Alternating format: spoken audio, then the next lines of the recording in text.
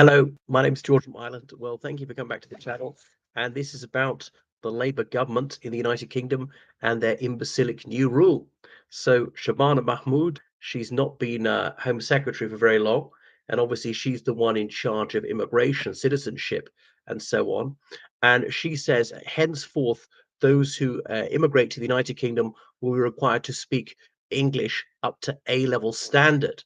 Those who do not hail from the United Kingdom won't know A level, standing for advanced level. That's the exam that you sit when if you're 18. Then that's one route. People age 16 can leave school and do apprenticeships. There are other qualifications you can do about the age of 18, but that's A level. But wait a second. Is she saying the standard of A level English literature or English language, A level English language and literature? They're two different things. And there's a spoken component to one of them which can help you, can't harm you. But wait a second, most people don't sit A level English language or A level English literature or A level English language and literature. You can't do A level English language, so I don't think. But because people who do A level history or A level politics or A level classical civilization, their English is usually just as good. Only a small minority of people who do A level English, and this is preposterous. So most British people wouldn't meet this requirement. The former Deputy Prime Minister Angela Rayner definitely wouldn't. Didn't even know GCSEs. She goes out some other things. So sorry, how come she could be Deputy Prime Minister? But she wouldn't have the lowliest job, wouldn't have done the lowliest job she has done, like a cleaner or something.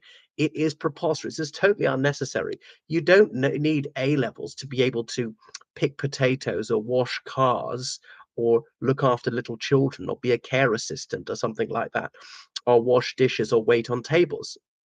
This is ridiculous qualification inflation. So why is Labour doing this? Because they're terrified. The opinion polls is they're not just going to lose the next election; they'll be smashed out of sight by Reform United Kingdom. Now, I don't think that party, Reform UK, is going to do that well. They are going to do quite well. I mean, they're certainly going to do well in the double figures, like 50 or 90 seats, maybe even over 100. I really don't see them getting anywhere near the magic number of 326 to form a government. I could be wrong. There's almost 4 years to go if Labour leaves the election to the last possible minute, August 2029. So a lot could go right for Labour in that time. So they think they've got to talk tough on the immigration issue. And they're doing this. It's a day that Shabana Mahmood made perhaps a fatal acknowledgement, and that is that the United Kingdom has lost control of its borders. Wow. And that is a gross dereliction of duty. Like many things, was bad under Conservatives, and it's got a lot worse under Labour. So Labour was oh so smug about opposing the Rwanda plan, and the Rwanda plans failed. Hundreds of millions of pounds later, I think 3 people were deported, all of whom went voluntarily. Even if it worked at its maximum, it would have sent only a small number. The idea was have a deterrent effect, and there is some truth in that. But Labour's alternative smash the gangs is not working, almost as though they hadn't been tried for a few years before Labour was ushered into office. But the UK is a soft touch. It may need to repeal sections of the Human Rights Act, stuff like that. Maybe replace judges, maybe some of the right activist judges. I don't think Robert Jenrick was entirely wrong what he said. And obviously, the legal profession threw a hissy fit.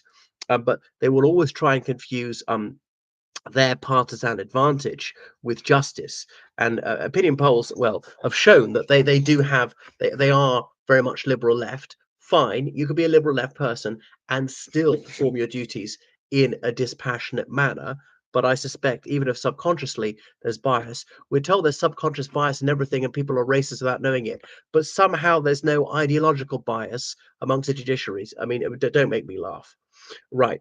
Okay, so you have to learn your language and play the part. All right. But people can play a part. I mean, I knew a Ukrainian woman who didn't speak any English, but was a care assistant, later got married to a British person, or I knew a Romanian guy came in speaking no English whatsoever, and was successful in construction, speaks fluent English now, and could he become a British citizen and all the rest of it. Admittedly, came here illegally, but he regularized his status later. A lot of people don't speak English that well, and they can learn it later. And there's this daft rule that you have to speak quite good English to come on an English language course. That is ridiculous. Do we want these students or not? They should be able to come and speaking no English at all. It's ridiculous. So you have to prove that you don't need the qualification before you come here.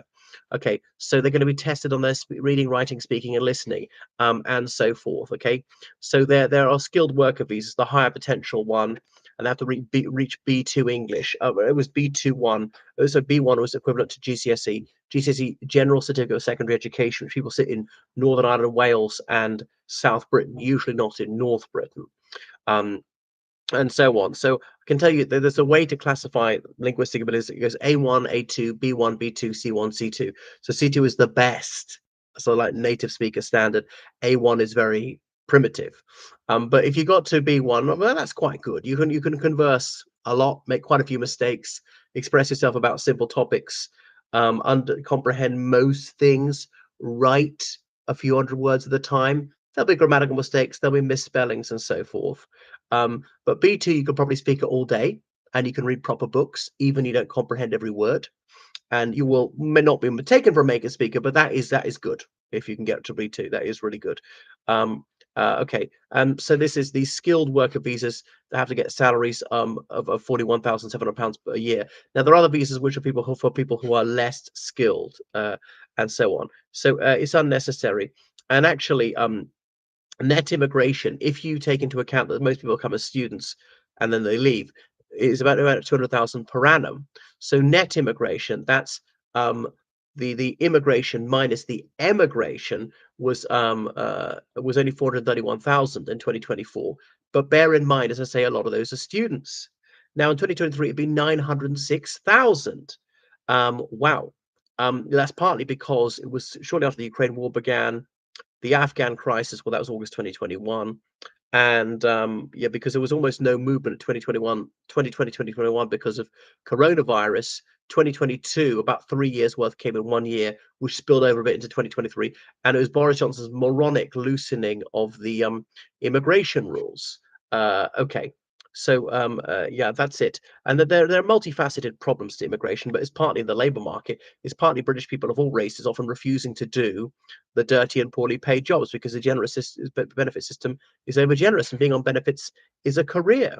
So I think this is unduly high standard. Okay, so there's no need for them to speak English that well or read or write it, and they can learn it and so on. Wow. So what do you think? Is this necessary? Oh, we can't be pandering to prejudice. Labour will say, the Conservatives say anything to reduce immigration, but here they are trying to drastically reduce immigration. And I do disagree with some of the restrictions. I think you should be allowed to bring a spouse, no matter how rich or poor you are. If you're to marry someone of a foreign nationality, if I was to marry someone who's a billionaire-ess from wherever, from Bolivia, from Bhutan, from, I can't think, Tajikistan, and her wealth couldn't be taken into account. You should bring that all in, only my wealth. Again, that is daft and illogical. What do you think should be done? And if I was Labour, I would also make it up about the Windrush generation. It's an open goal, but when Theresa May was Home Secretary, and so some people, British citizens, were deported. I couldn't believe it at first when I read it, but it's true.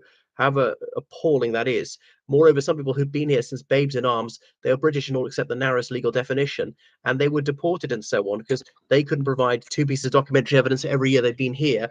In some ways, they've been here for half a century. So I would have Charles III apologize to them in person in a big ceremony, give them their citizenship, hand over their passport for free, renewals for free for the rest of your life, something like that. And it'd be a very easy win for Labour to look good, curry favour with ethnic minority communities, and that would redound to Labour's partisan advantage, but they haven't done it.